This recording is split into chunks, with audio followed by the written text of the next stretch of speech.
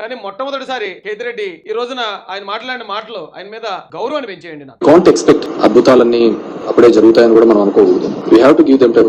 ఈ year end వరకు కూడా టైం ఇవ్వాలి. ఎందుకంటే వాళ్ళు సంపద సృష్టించి కదా తర్వాత ఇస్తామనేది, ముందైతే ఇస్తామని ఏం లేదు. ఇది చాలా వాల్యుబుల్ పాయింట్ అండి. మనం అప్పుడే కంగారు పట్టేయద్దు, అద్భుతాలు సృష్టించాలని అప్పుడే ఎక్స్పెక్ట్ చేయొద్దు.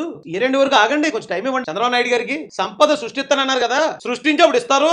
ఎందుకంటే మనం మొత్తం ఖజానాన్ని మొత్తం ఖాళీ చేసి పెట్టాం కదా జగన్ అన్న. పాపం ఇప్పుడు చంద్రబాబు నాయుడు గారు వచ్చి సంపద సృష్టించి మళ్ళీ ఆయన ఇచ్చిన హామీలు నెరవేర్చుకోవాలి. నువ్వేమో టైం ఇవ్వకుండా ఏదో లాకర్ లో దాచేసినట్టు ఓ 1000 కోట్లు 10,000 కోట్లు నువ్వేటి అప్పుడే కంగారు పెట్టేస్తున్నావు ఏంటి? మొత్తం ఈ రాష్ట్రాన్ని, రాష్ట్ర ఆదాయాన్ని, రాష్ట్రంలో ఉన్న ప్రభుత్వ ఆస్తులు మొత్తం ఇట్లా తగడేసావు కదా నువ్వు ఎలా మాట్లాడతావు? ఇంత దారుణంగా, ఇంత నీచంగా ఎలా ప్రచారం చేస్తావు అని తిడుతున్నాడు కేతిరెడ్డి. ఆలోచించండి ఒకసారి, ప్రజలు ఆలోచించండి. సాక్షి టీవీయో సాక్షి పేపర్ చదివేవాళ్ళు, ఆ వైసీపీకి ఇంకా అనుకూలం భజన కొట్టేవాళ్ళు ఆలోచించండి. కేతిరెడ్డి కన్నా గొప్ప ఏం కాదు కదా మీరు. అలాంటి కేతిరెడ్డి చెప్తున్నాడు ఈ రోజున, కంగారు పడకండి, వాళ్ళకి ఈ రెండింగ్ దాకా టైం ఇవ్వండి.